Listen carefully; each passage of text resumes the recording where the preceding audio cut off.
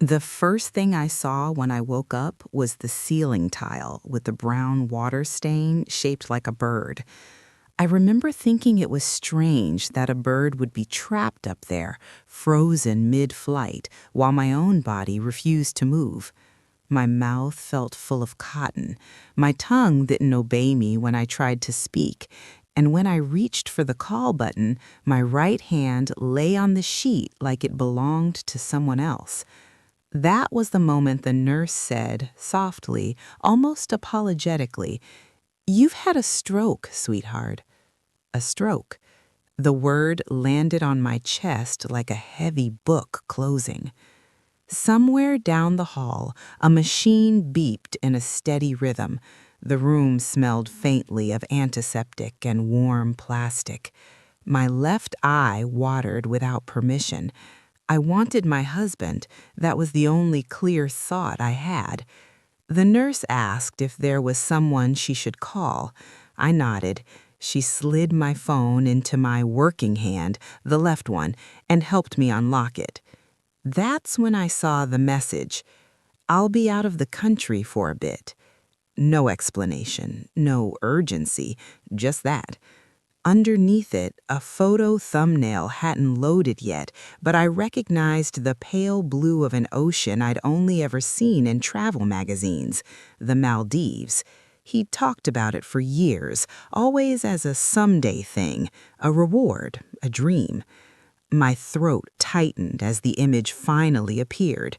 White sand, a glass of something golden sweating in the sun, and his wrist in the corner of the frame. The watch I bought him for our 20th anniversary. I lay there, half my body numb, learning in one quiet moment that while my life had cracked open, his had simply taken off. Before all this, my life was ordinary in the way that feels permanent when you're inside it. I was 58 years old, a mother of one grown daughter and a wife of 32 years. I worked part-time at the local library, mostly weekday mornings, shelving returns and helping children find books with dragons or talking dogs. I liked the quiet of it, the smell of paper, the way stories waited patiently to be opened. My husband, Daniel, worked in logistics for a shipping company. He was reliable in the way that made people trust him with other people's cargo, and I thought with my heart. We lived in a modest two-story house we'd bought when interest rates were kind and our knees were young. Blue shutters, a maple tree out front that dropped its leaves all at once every October. Our mornings followed a rhythm. I made coffee, 2 scoops, no more, and toasted bread until it was just shy of burnt. Daniel read the news on his tablet, glasses sliding down his nose, occasionally snorting at a headline. We didn't talk much before 8 a.m., but it wasn't a cold silence, it was shared. Looking back now, I can admit something I didn't want to see then. We had grown careful with each other, polite, like roommates who knew each other's habits too well to disturb them. Love had become maintenance, refilling prescriptions, reminding each other of appointments, arguing gently about whether the thermostat should be set to 72 or 74. Still, I believed in us. I believed that when things got hard, we would show up. The stroke happened on a Tuesday. I'd been standing at the kitchen counter slicing apples for a pie I never finished. The knife slipped from my fingers, clattering into the sink. When I bent to pick it up, the room tilted sharply to the left. I tried to call Daniel's name, but what came out sounded like I was underwater. He found me sitting on the floor, my back against the cabinet, crying without understanding why. "Stop fooling around," he said at first, half laughing, until he saw my face. The ambulance ride was a blur of red lights and clipped voices. I remember Daniel's hand on my knee tapping nervously, and the way he kept saying, "You're going to be fine, this is nothing."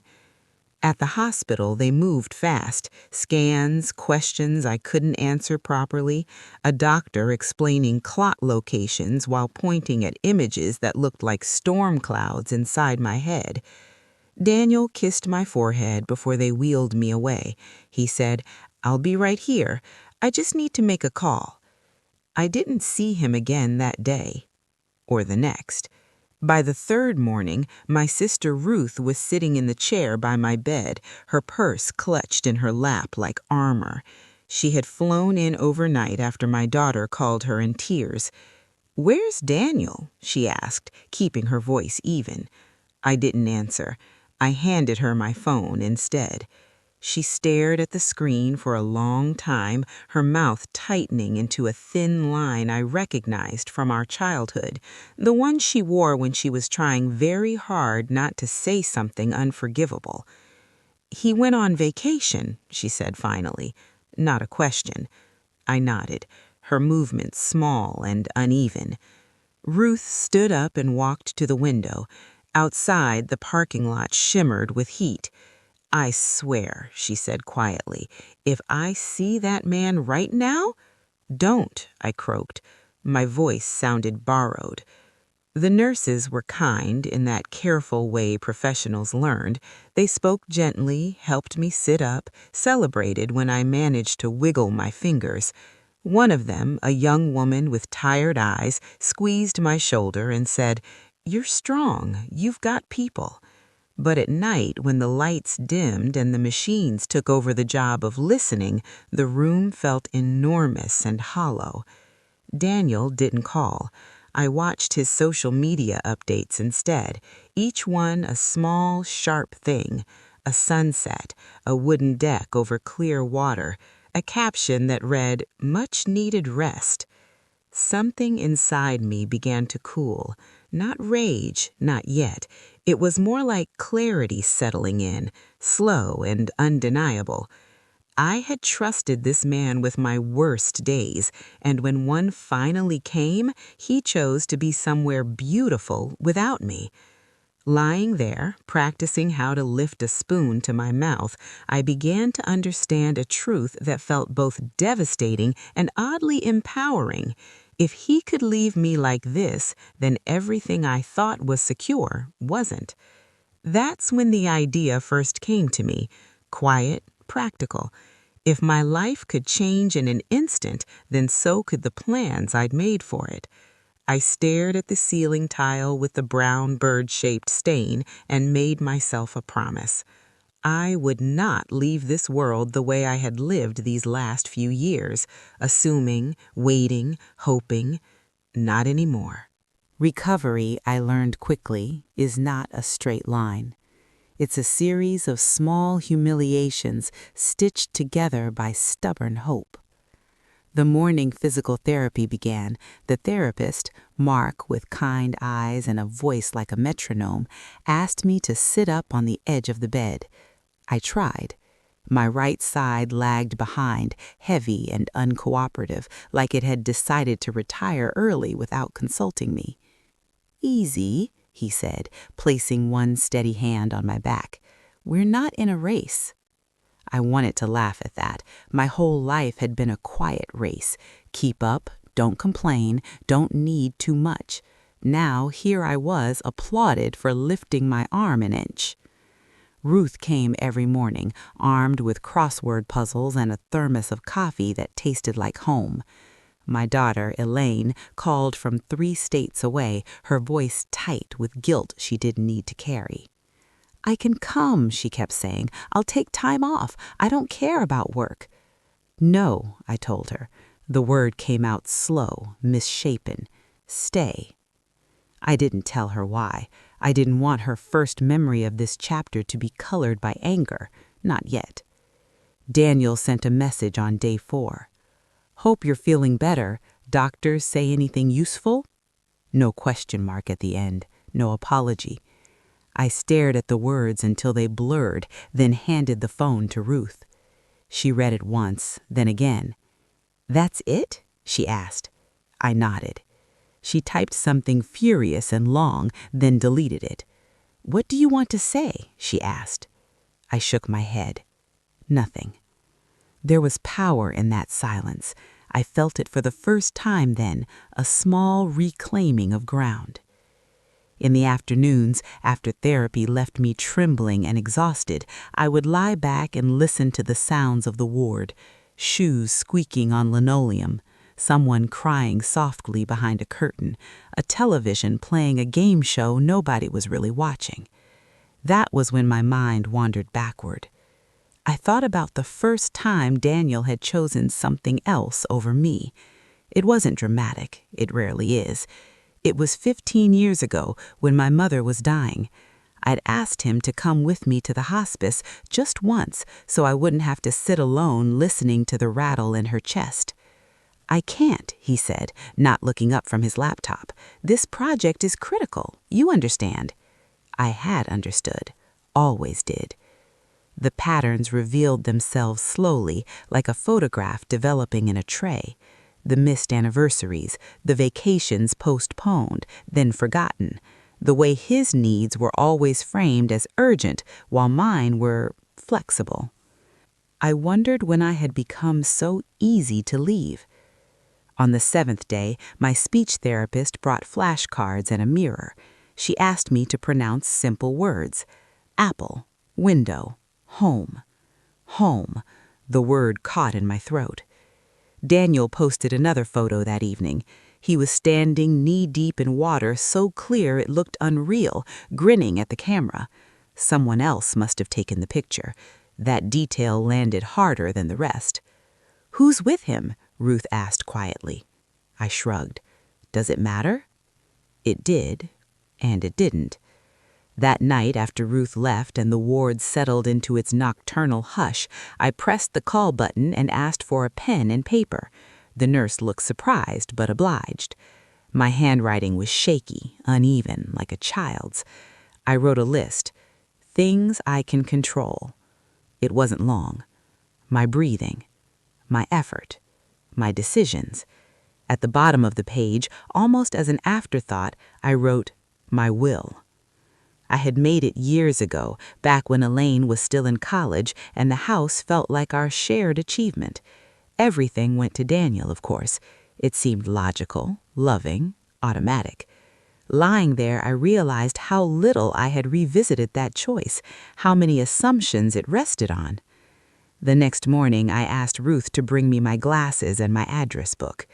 "You're planning something," she said, eyeing me. "I'm thinking," I replied. She didn't press. That's always been her gift. It took effort to make the call. My speech was still slurred, my patience thin, but when the receptionist at my lawyer's office answered, I managed to say my name and request a consultation. There was a pause. Are you all right?" she asked gently. "I will be," I said. We scheduled a video call for later that week. Ruth sat beside me, her presence a quiet anchor. My lawyer, Mr. Handley, had known me for over 20 years. He blinked when he saw me in a hospital bed. "This wasn't expected," he said carefully. "Neither was the stroke," I replied. He listened, to everything. I told him about the message, the trip, the absence. I didn't embellish. I didn't need to. When I finished, there was a long silence. "You are entitled to change your will at any time, no justification required." "I know," I said, "but I want it to reflect reality." Reality, a word that had sharpened recently. We talked through options, trusts, beneficiaries, protections. It was oddly calming discussing these things while my body felt so uncertain, like setting stakes in shifting ground. After the call ended, Ruth squeezed my hand. "Are you sure?" she asked. I nodded. I've never been more sure of anything. Daniel called that evening. His face filled the screen, tanned and relaxed, a drink sweating on the table beside him. "Hey," he said, like we'd spoken yesterday. "You look better." "Where are you?" I asked. "The Maldives," he said, smiling. "I told you." "Yes," I said. "You did." He launched into a story about delayed flights and overwire bungalows. I listened, my expression still. "Aren't you going to ask how it is?" he prompted. I met his eyes. "Why are you there?" He sighed, the sound practiced. "I needed a break. Everything was so stressful, and you were in good hands." "Were I, yes?" I asked. He frowned. "What's that supposed to mean?" "It means," I said slowly, choosing each word, "that I was alone." "You had nurses, doctors, your sister," he said, defensive now. "I had a husband, or I thought I did." The silence stretched. "I can't do this right now," he said finally. "You're emotional." Something clicked into place then, a final piece. "Enjoy your trip," I said, and ended the call. The days that followed were quieter. My focus narrowed to my body, my progress. I learned to stand with a walker, to take 3 steps without looking down. Each small victory felt earned. The will was finalized on a Friday afternoon. Ruth signed as witness. I felt a strange mix of grief and relief as I signed my name, slow, deliberate. I didn't tell Daniel. He returned 2 weeks later, suntanned and irritated, complaining about jet lag and airport food. I wasn't home yet. I was still in rehab, learning how to climb stairs again. He visited once, stood at the foot of my bed, hands in his pockets. "You scared me," he said. I looked at him, really looked, at the man who had chosen paradise over partnership. "I scared myself, too," I said. He nodded, as if that settled something. It didn't. When he left, I watched his reflection disappear down the hall and felt a surprising calm. I had done what I needed to do. The rest would unfold in its own time. Rehab has a way of stripping you down to your essentials. Every morning began the same way. The soft knock, the fluorescent lights flickering on, the smell of oatmeal and disinfectant mixing in the air. My body woke up before my mind did, stiff and resentful, like it had been betrayed by sleep itself. Daniel didn't come back after that first visit. He texted occasionally, short, functional messages. "Let me know when you're discharged. I'll handle the insurance paperwork."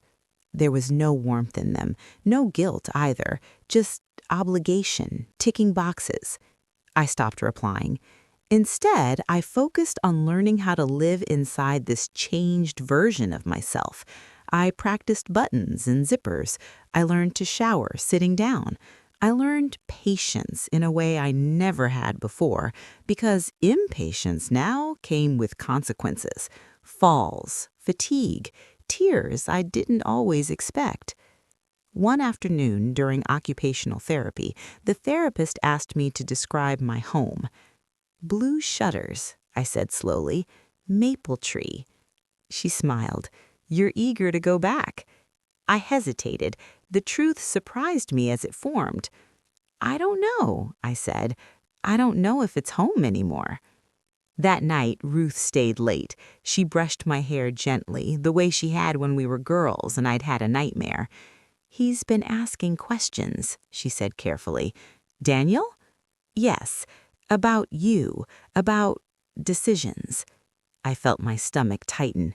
"What kind of decisions?" "He called me," she said. "Wanted to know why you'd contacted your lawyer." I closed my eyes. The room hummed softly around us. "What did you tell him?" I asked.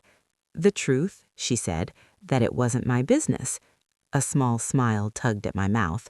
"Thank you." "He's nervous," Ruth added. I can hear it in his voice. So could I, even without hearing it. The balance had shifted. He felt it. When I was finally discharged, the day felt unreal. My clothes hung differently on my body, looser on one side. The hallway smelled like rain and car exhaust, normal life smells, and they made my chest ache. Daniel picked me up.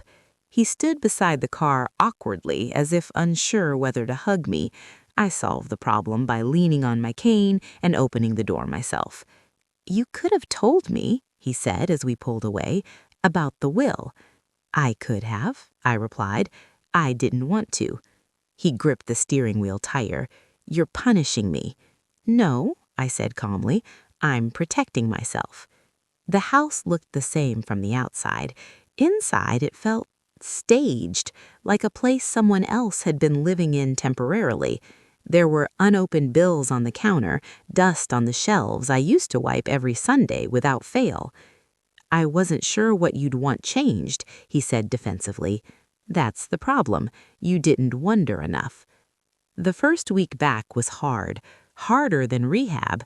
At least there, everything was designed for people like me. Here, every staircase felt like a reminder. Every doorway whispered, "You used to move through this faster." Daniel hovered. Too close sometimes, too distant others. He made a show of cooking dinner, burnt chicken, undercooked rice, and waited for praise. I thanked him politely. One evening, as I struggled to open a jar, he snatched it from my hands. "Let me," he said sharply. "You shouldn't strain yourself." I stared at him. "Give it back." He froze. "What?" I said, "Give it back." He hesitated, then placed the jar on the counter. I opened it myself, slowly, my hand shaking. When I was done, I leaned against the counter, breathless. "I don't need to be managed. I need to be respected." He scoffed. "You're different now. You have to accept that." "Yes," I said. "So do you." The arguments didn't explode. They seeped, small daily erosions. He accused me of being distant. I accused him of being absent long before the stroke. One night, he finally said it. "You're acting like I abandoned you." "You did," I replied. "I went on a vacation," he snapped. "People cope differently." "People show up differently, too," I said. He went quiet after that, withdrawn, watching me with something like calculation. A letter arrived the following week. From my lawyer. Daniel saw it on the counter before I could move it. "What's this?" he asked, picking it up. "Put it down," I said. He didn't. He read. His face drained of color. "You cut me out," he said hoarsely. "I revised," I corrected. "You left me almost nothing," he whispered. I met his eyes. "You left me in a hospital bed." He slammed the letter down. "After everything I've done for you." "You chose a vacation," I interrupted.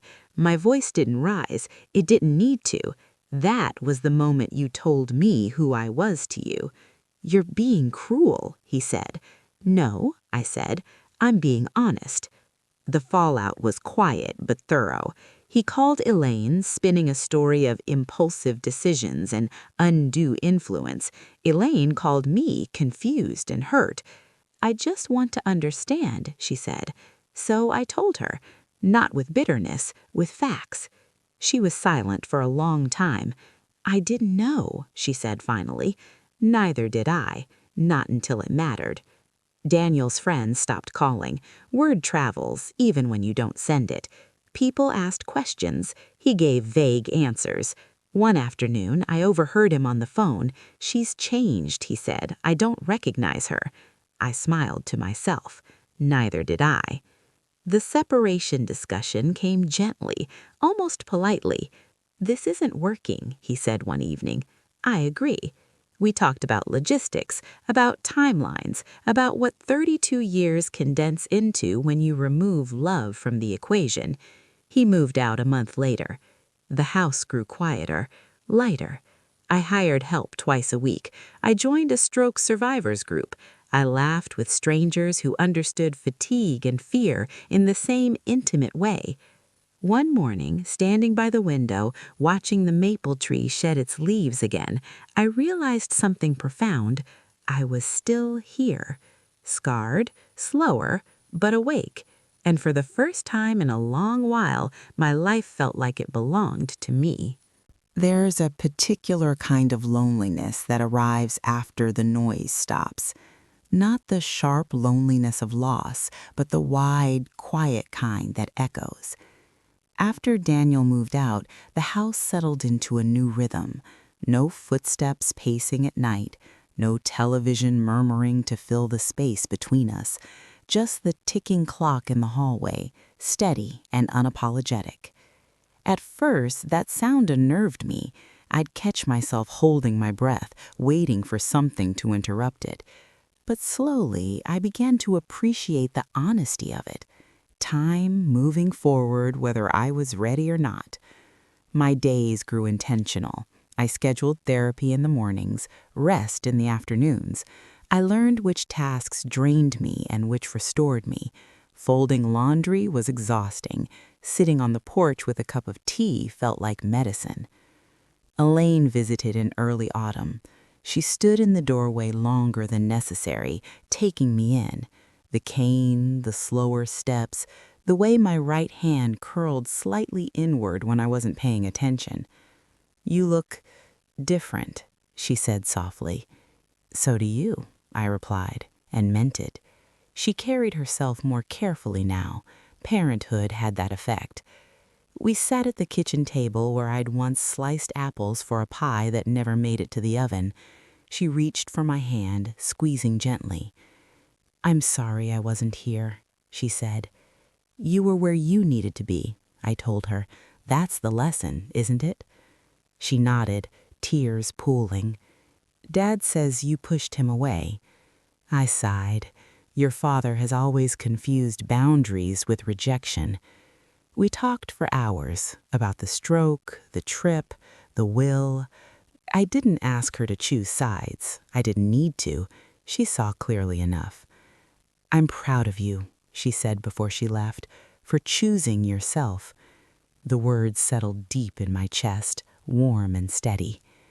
The stroke survivors group met every Thursday evening in a church basement that smelled faintly of coffee and old hymnals.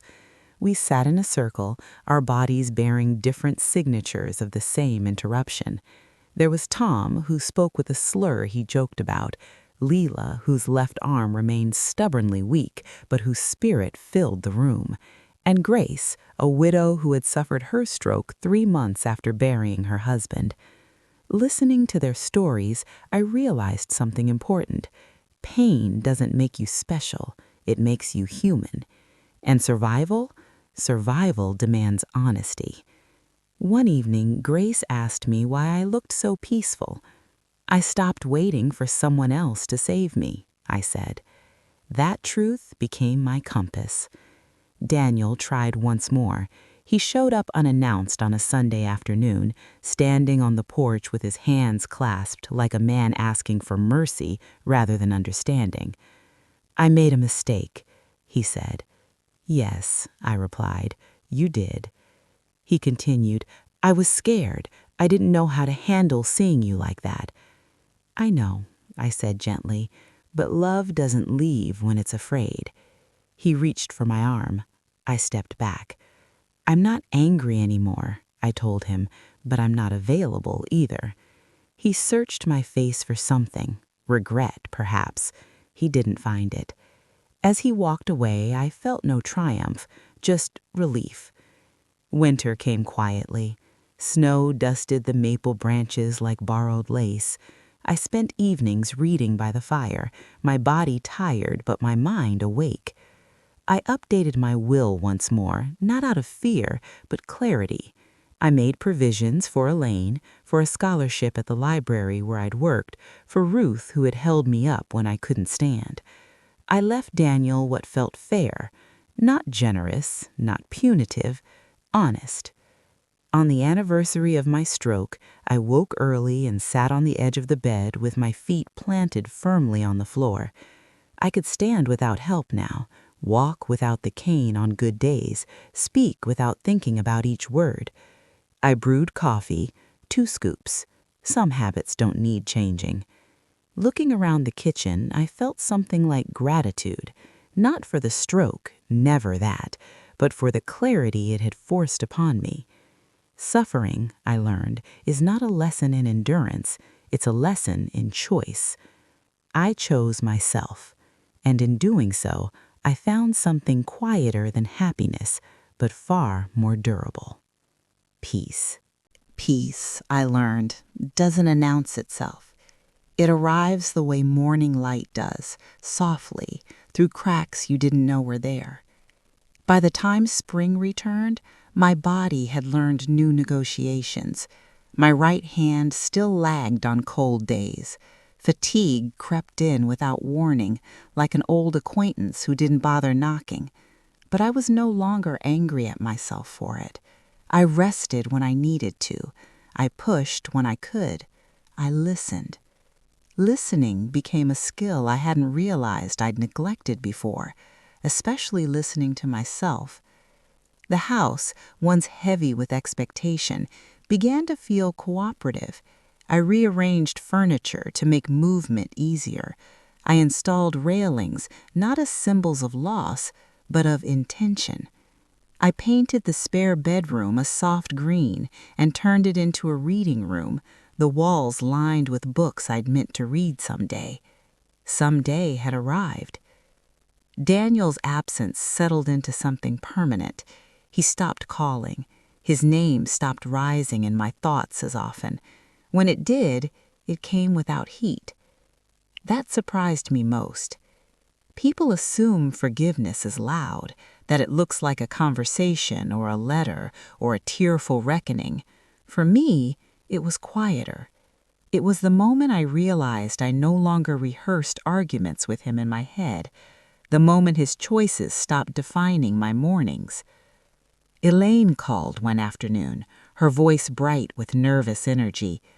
"I want you to come stay with us this summer," she said, "just for a few weeks." I hesitated. Travel still intimidated me, the thought of unfamiliar spaces, unfamiliar routines. "I'll think about it," I said. She laughed softly.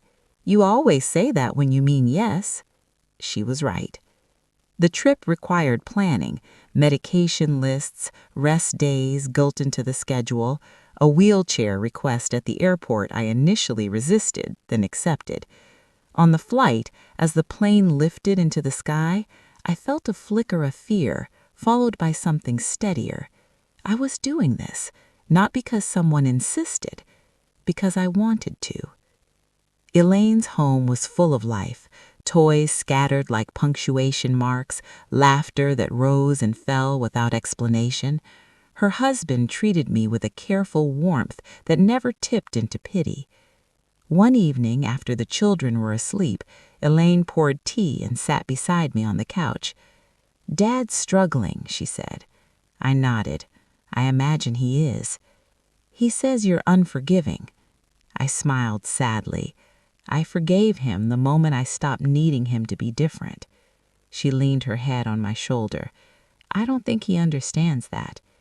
"He doesn't have to," I replied. When I returned home, the library called.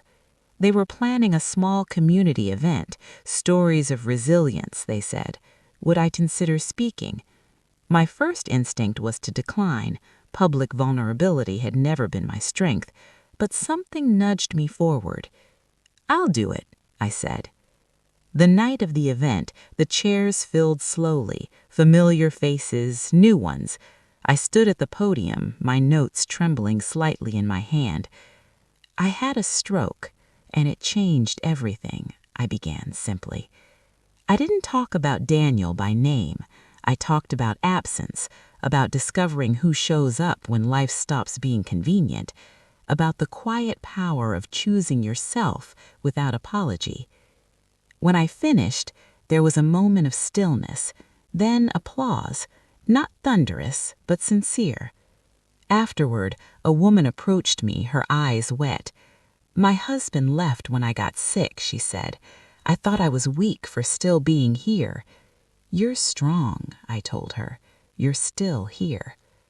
That night, alone in my house, I felt something settle into place. My story had weight now, not because of what I'd endured, but because of what I'd learned. Summer warmed the days, the maple tree out front filled with leaves again, generous and green. I sat beneath it often, my feet bare on the grass, letting the world pass without demanding anything from me.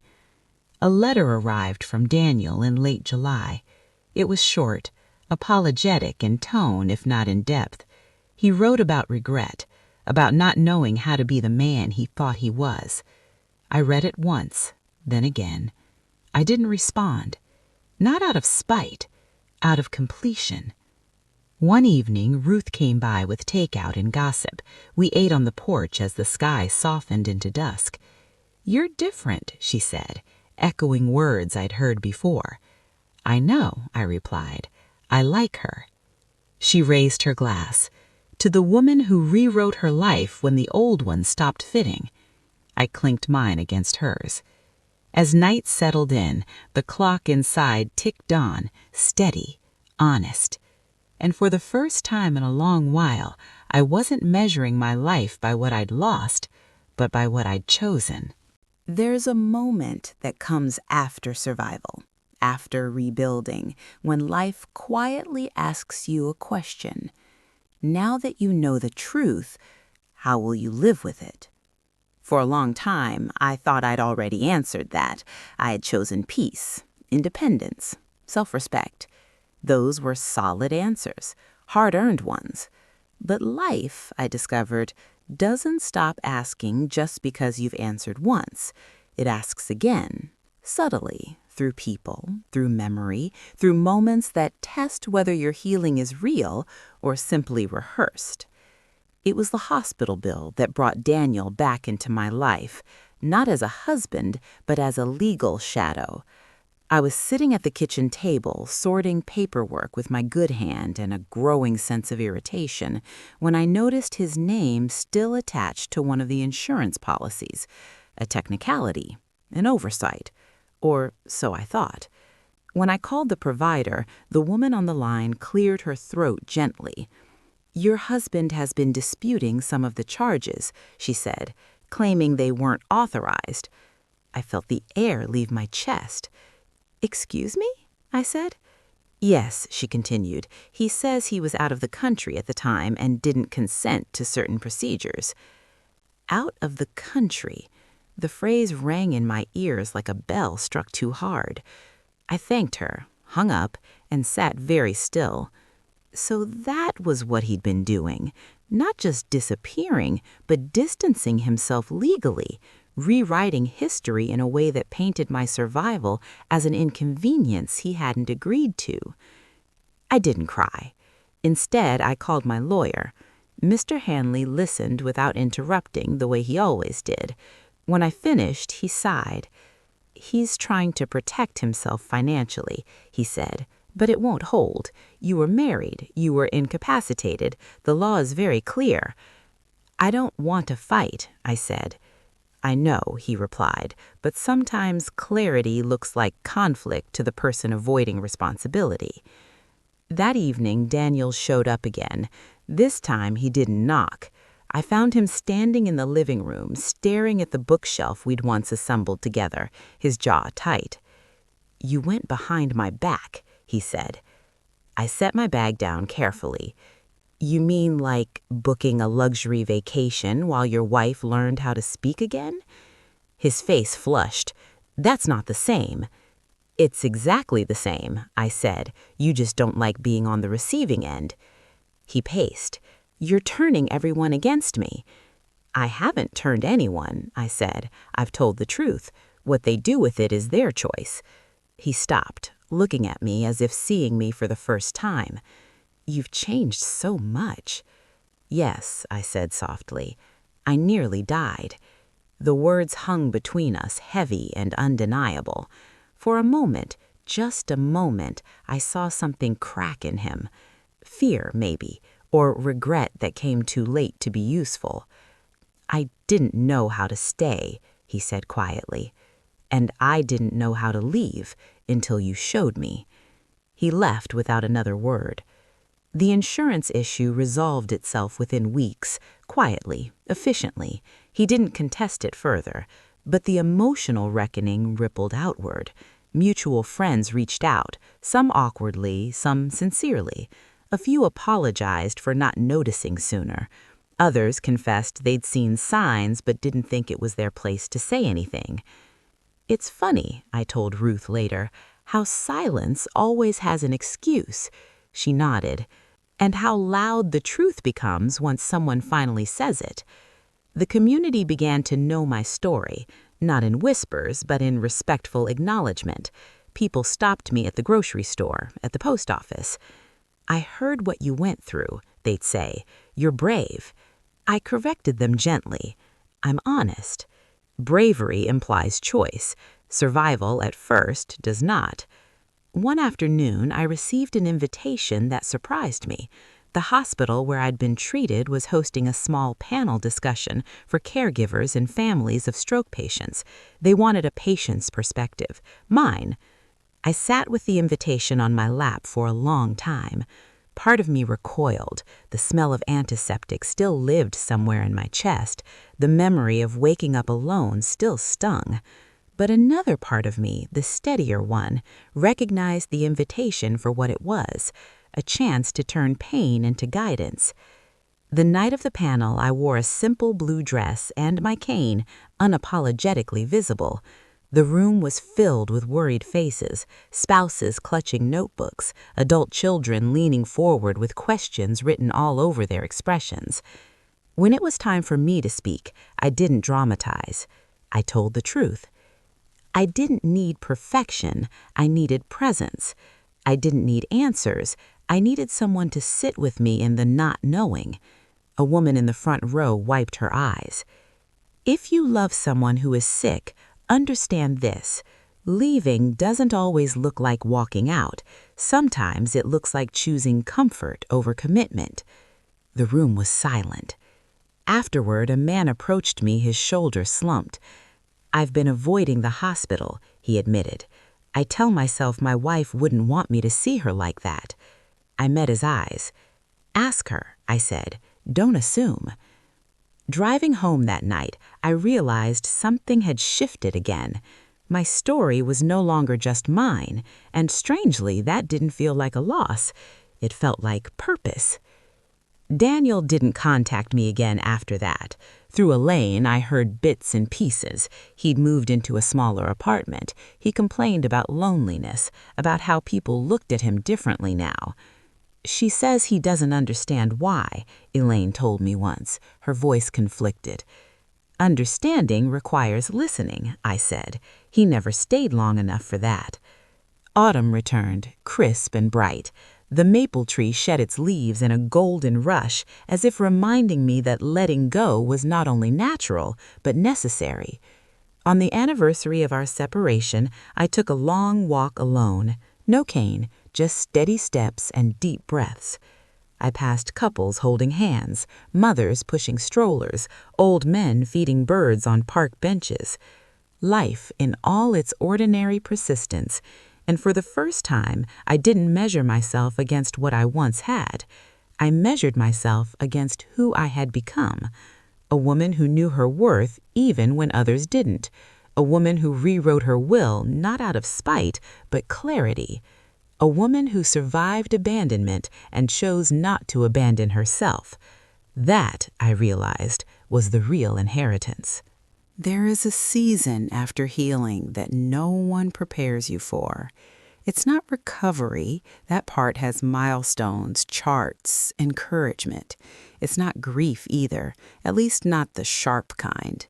This season is quieter, less visible. It's when the world assumes you're fine now, and you're left alone with the responsibility of deciding what fine actually means. For me, that season began the winter after the maple tree shed its last leaf. The house no longer echoed. It breathed with me. I knew where the floor creaked and where the light fell best in the afternoon. I had learned how to move through my days without rushing myself, without apologizing for the pace my body demanded. And yet something still felt unfinished. Not with Daniel. That chapter had closed itself with a firmness I no longer questioned, but with me. I realized one morning, while standing at the bathroom mirror brushing my hair with my steady hand, that I had spent decades defining myself in relation to someone else. Wife, supporter, the reliable one behind the scenes. Even my suffering had been relational. My husband left me. My marriage ended. My trust was broken. All true, but incomplete. The fuller truth, the one I was only now ready to hold, was this. I had survived something that should have ended me, and instead of shrinking, I had expanded. That realization came with an unexpected grief, not for Daniel, but for the woman I had been before the stroke, the one who waited, who excused, who believed love meant endurance above all else.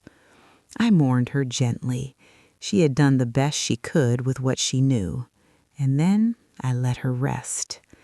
In early spring, the library invited me back, not as a volunteer, but as a program coordinator for community talks and reading circles.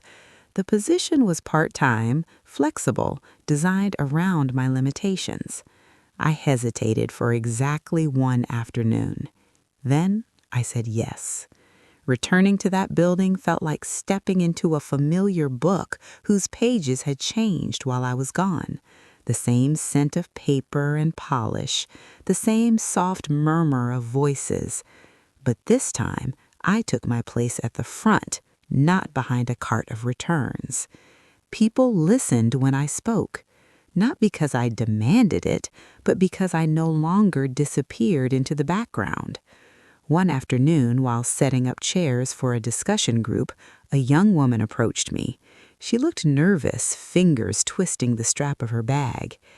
"I heard your talk at the hospital," she said. "I just wanted to say thank you." "You're welcome," I replied. "My husband is sick, and I'm so tired. Everyone tells me to be strong." I recognize that look, the exhaustion that comes from being needed without being seen. "You don't have to be strong all the time," I told her. "You just have to be honest. Start there." Her eyes filled. She nodded, and in that small exchange, I felt the quiet power of truth passing from one woman to another, unannounced but unmistakable. Daniel tried one last time, indirectly. It was Ruth who told me. He had asked about the will again, whether I'd consider revisiting it, whether there was room for reconsideration.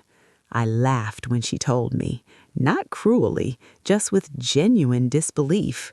"No," I said, "there's room for acceptance, that's all." She smiled. "I thought you'd say that." I didn't hate him. I didn't wish him harm. I simply refused to confuse history with obligation.